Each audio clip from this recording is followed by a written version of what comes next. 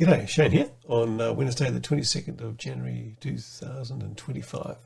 It's the start of week 91 of my piano journey, and I'm about to have a lesson.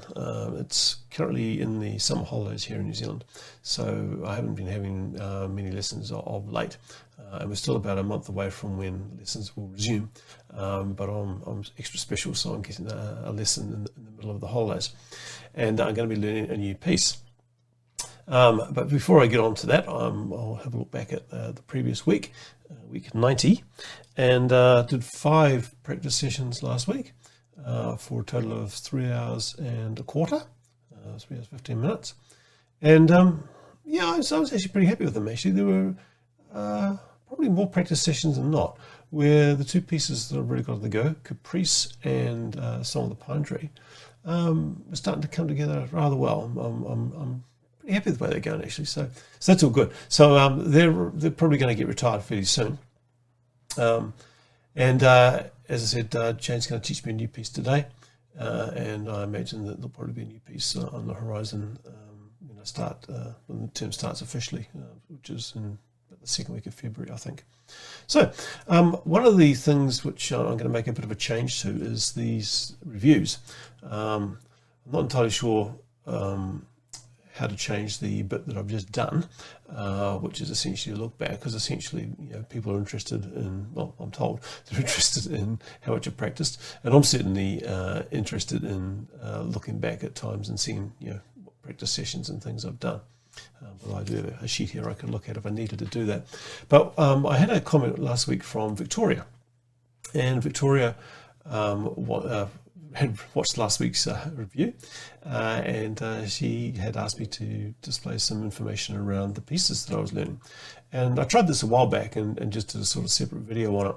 But I thought what I should probably do is supplement the end of each of these weekly reviews with a list of the current resources I'm using, so that anybody who's sort of coming to, they're not watching them consistently, but they just sort of pick up one every now and then, they can just watch to the end and see the pieces that I'm currently doing. So that's what I'm going to do.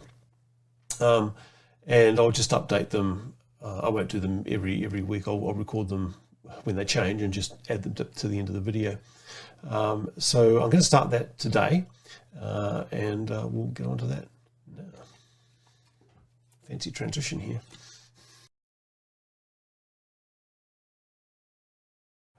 Right, this is my new resources section. And I'm going to briefly go through the resources that I use. The details will be below in the description as well. So first up is this book here. This is Piano Time Classics by Pauline Hall. Pauline Hall is one of Jane's favourite sort of music providers, authors, and I've used a couple of her books in the past, and she also has some jazz ones. But this one is Piano Time Classics, and I am currently playing the piece Caprice from this book.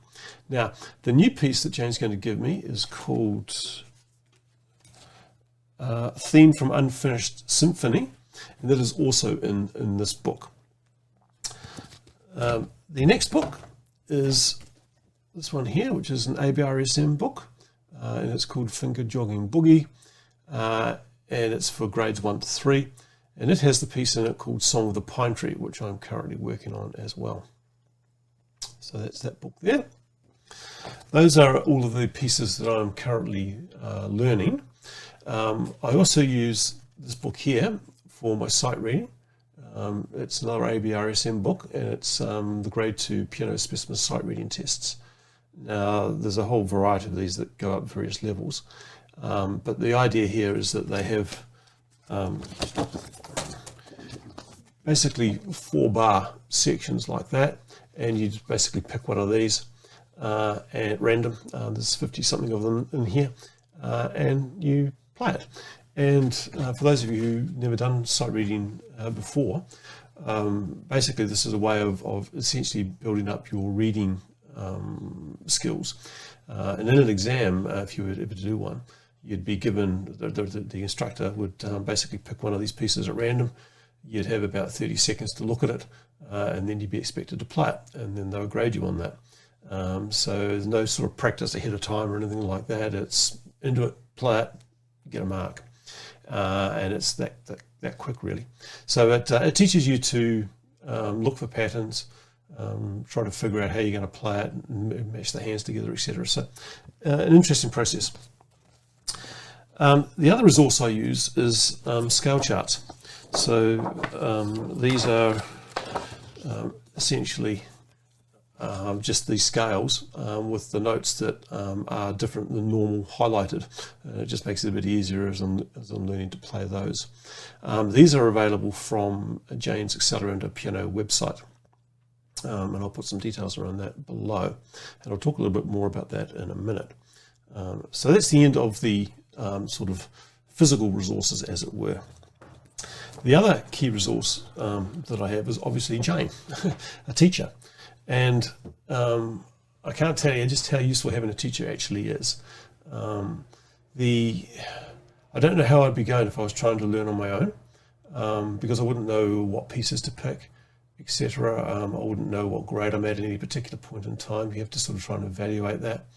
And obviously it's a matter of whether you can afford a teacher or not. But if you can, I'd certainly suggest that you try to find a teacher, either locally or online. Jane teaches online. Time zones might be an issue if you are not in New Zealand, but I'll put some details below. She does have quite a waiting list, so if you think you might want to learn from someone like Jane, you probably want to get on her waiting list sooner rather than later. But one of the things that a teacher really does is they look at how you're progressing, and they try to identify gaps in your knowledge and your skill set for where you should be at that particular point on your journey, and then they try to fill it. So, for example, the piece that Jane's going to be giving me today, the Unfinished Symphony, is one that's actually going to really work my left hand.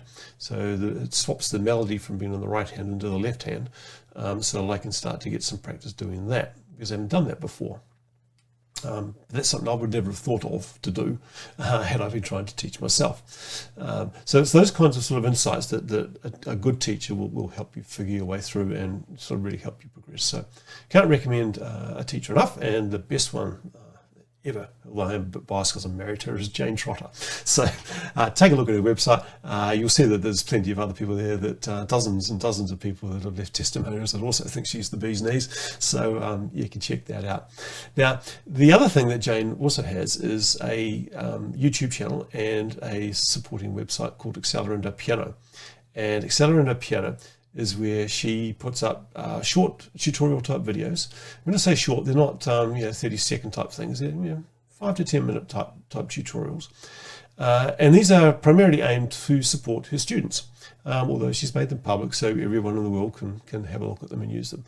And what she does is, if you go onto a waiting list, if you're on a waiting list, she'll be sending a link out to people that says, here are some of the videos you should probably start to look at that sort of, if you want to learn on your own a little bit while you're waiting on a spot, try these ones here, etc. And there's some key ones there on how to set up your environment so that you don't get yourself injured. And certainly worth taking a look at those. And if you are, if you have a teacher, then you may well be able to find some supplementary resources on Jane's website that supplement what you're already learning from your own teacher. And if you currently don't have a teacher, then you might be able to find some things there that sort of also help you on your way. It's not lessons as such. It's not going to teach you how to play a piece, but it will teach you things like how to play scales, how to sit properly, things that you possibly haven't really sort of thought about. I think the last one she's done, and I'm not sure what's up yet, is how to make sure you're relaxing when you're playing chords. I think it's called "Don't Death Grip Your Chords" or something like that. So there's sort of a variety of things like that. Definitely worth a look. And on each one of those, well, not each one, but most of those tutorials also have a supplementary resource, and that's where these come in. So the scales tutorials that teach you how to play these scales and tell you the tricks about what fingers to move where, etc. Also have sheets available for download, and they're on her website under the resources page, and you can access those there. And that's what I've done here. I've just printed those out, laminated them so that I can flip them over and they don't sort of get crumpled, etc. So that's the other resources that I use. Can't highly recommend a teacher enough. So there you go. And I'll update this resources section as the books, etc. change.